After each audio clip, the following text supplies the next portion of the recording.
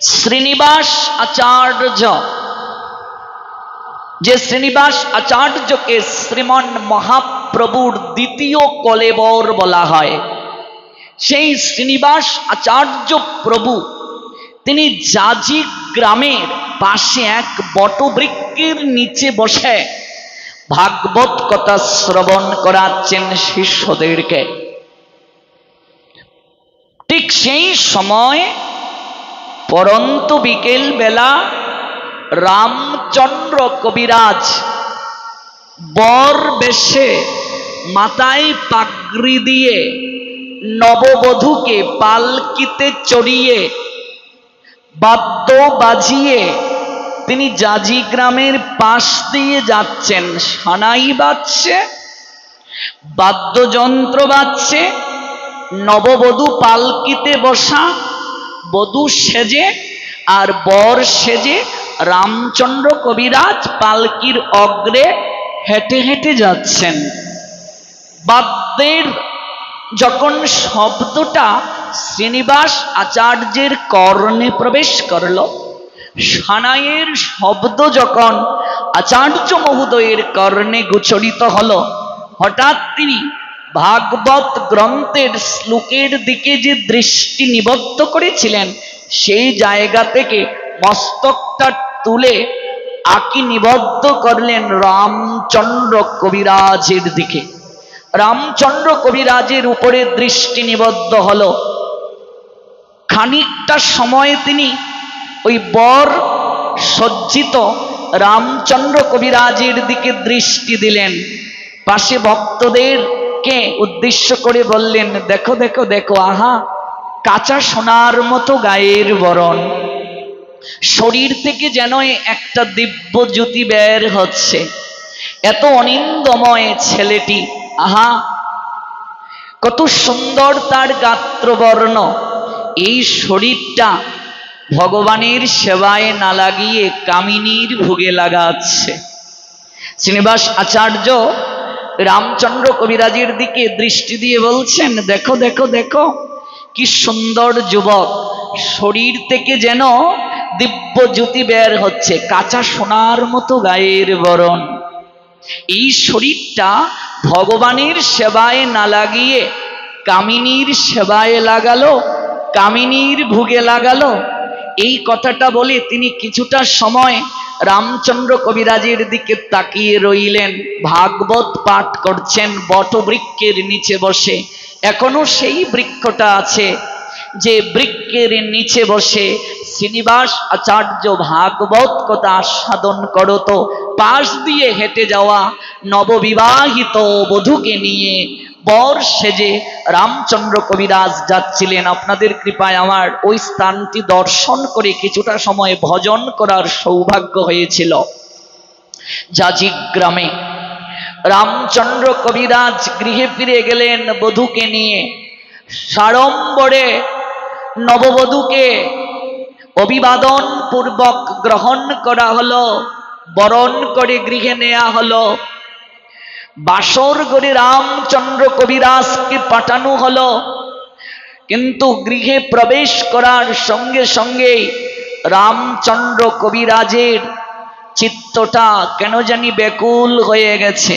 যে আনন্দ সহকারে তিনি বিয়ে করে এত সুন্দরী বধূকে নিয়ে পালকিতে চড়িয়ে বর সেজে বাদ্য বাজিয়ে যাচ্ছিলেন, কিন্তু গৃহে প্রবেশ করার সঙ্গে সঙ্গে তার আগ্রহে যেন ভাটা পড়ে গেল। বাসর ঘরে প্রবেশ করলেন নববধূ সেজে, প্রণোদনা প্রদান করার আকিঞ্চনে প্রণতি নিবেদন করার নিমিত্তে গেলেন। চরণটা সরিয়ে নিলেন, তাকালেনও না, ঘুমটাটা খুললেন না, কিছু বললেন না। সারাটা রাত কেবল বসে রইলেন নিরুত্তর, নিশ্চুপ। মুখমণ্ডলের মাঝে যেন একটা চিন্তার ছাপ, কি যেন একটা হাহাকার, কি যেন না প্রাপ্তির একটা বেদনা গুমরে গুমরে চিত্তটাকে খুঁড়ে খুঁড়ে নিবদ্ধ করছে। নববধূ ভোর রাতে সারা রাত যখন এইভাবে কেটে গেল, কোনো কথা বের হলো না। ভোর রাতে করজুড়ি বলছেন, ওগো আমাকে কি তোমার পছন্দ হয়নি? সারাটা রাত আমার পাশে বসে রইলে, একটিবার তুমি আমার দিকে তাকালেও না, ঘুমটাটাও খুললে না। ওগো তোমার গলে যখন আমি মালা পরিয়ে দিয়েছিলাম, তখন তোমার হাস্য উজ্জ্বল বদন ছিল, এখন তো দেখতে পাচ্ছি না। ওগো তুমি যখন সানাই বাজিয়ে অগ্রে হেঁটে হেঁটে যাচ্ছিলে, আমায় পালকিতে বসিয়েছিলে, তখনও আমি পালকির জানালা দিয়ে এক ফাঁকে আমি তোমার দিকে দৃষ্টি দিয়েছিলাম। কতটা তোমার বদনে হাস্যলাস্য ভাব ছিল। কিন্তু ওই একটা গ্রামের পাশে কিছুটা সময় যখন পালকিটা রাখা হলো, তুমিও দাঁড়ালে, তখন থেকেই তুমি কেমন জানি মনমরা হয়ে গেলে। ওগো কি হয়েছে তোমার? একটিবার বলো না, আমাকে কি তোমার পছন্দ হয়নি? রামচন্দ্র কবিরাজ তাকিয়ে রইলেন। নয়ন বেয়ে টপ টপ করে কয়েকটা অশ্রু ঝরল। অশ্রুবিন্দুর ভাষা কত কিছু বোঝাতে চাইল। বুঝিবে রসিক জন, না বুঝিবে মোর। রসিক তত্ত্বজ্ঞ ছাড়া অশ্রুর ভাষা কি বুঝে? কোনো কথা হলো না। একদিন কেটে গেল, দুদিন কেটে গেল, 3 দিন কেটে গেল, কোনো কথা নেই। রাত্রিবেলা আবার বলছেন, ওগো বলো না, কি হয়েছে তোমার? আমাকে তোমার পছন্দ হয়নি, তুমি আমাকে স্ত্রীর অধিকার থেকে যে বঞ্চিত করলে। হাতটা জোর করে রামচন্দ্র কবিরাজ তখন নববধূর দিকে তাকিয়ে বলছিলেন, জানো, তোমায় পালকিতে চড়িয়ে বর সেজে আমি যখন ওই জাজি গ্রামের পাশ দিয়ে যাচ্ছিলাম, তখন হঠাৎ এক সাধুর দিকে আমার দৃষ্টি পড়েছিল। তিনিও আমার দিকে তাকিয়েছিলেন। একটা শব্দ আমার কানে ভেসে আসছিল, কাঁচা সোনার মতো গায়ের বরণ যুবকটার দিকে তাকিয়ে দেখো, যেন দিব্য জ্যোতি শরীর থেকে বের হচ্ছে। এই শরীরটা ভগবানের সেবায় না লাগিয়ে কামিনীর ভোগে লাগাবে।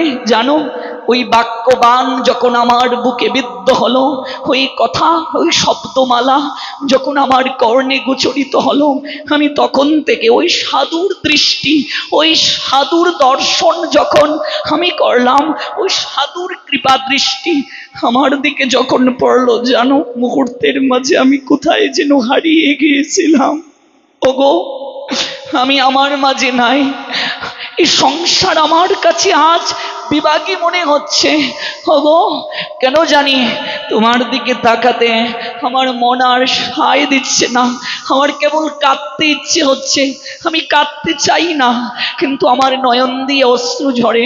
আমি ভাবতে চাই না, কিন্তু কে জানি আমায় ভাবায়। জানো, এই অন্তরের অন্তঃস্থল থেকে কে জানি আমায় বলে, ওরে রামচন্দ্র, তোর জন্য সংসার না, জগতে কত লোক চাতক পাখির মতো তোর জন্য অপেক্ষা করে আছে রে। অগণিত কত লোক অপেক্ষার প্রবর গুঞ্জে তোর দ্বারা তারা উদ্ধার হয়ে জগতে নিজেদের জীবনের উদ্দেশ্য জানবে। অগো জানো, আমার চিত্ত বড় ব্যাকুল। আমি জানি না আমার কি হয়েছে। আমি তোমার সহধর্মিণী,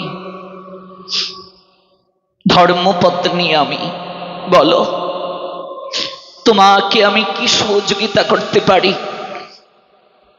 তোমার বদনে, তোমার চঞ্চুতে হাসির রেখা ফুটাতে আমার কি করতে হবে একবার বলো। রামচন্দ্র কবিরাজ তখন বলেছিলেন, পারবে? সারাটা জীবন তপস্বিনীর মতো জীবন কাটিয়ে দিতে পারবে?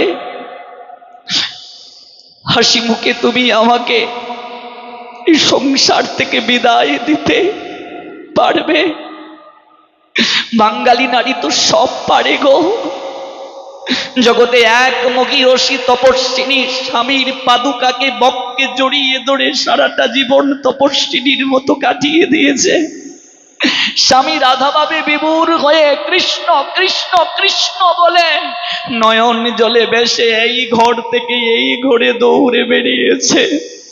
আর এক বাঙালি বধূ, সুরসী অপূর্ব নিন্দময়ী যৌবনবতী রমণী, সেই স্বামীর দুটো পাদুকাকে বুকের মাঝে হস্ত দ্বারা জড়িয়ে ধরে সারাটা জীবন তপস্বিনীর মতো কাটিয়ে দিয়েছে।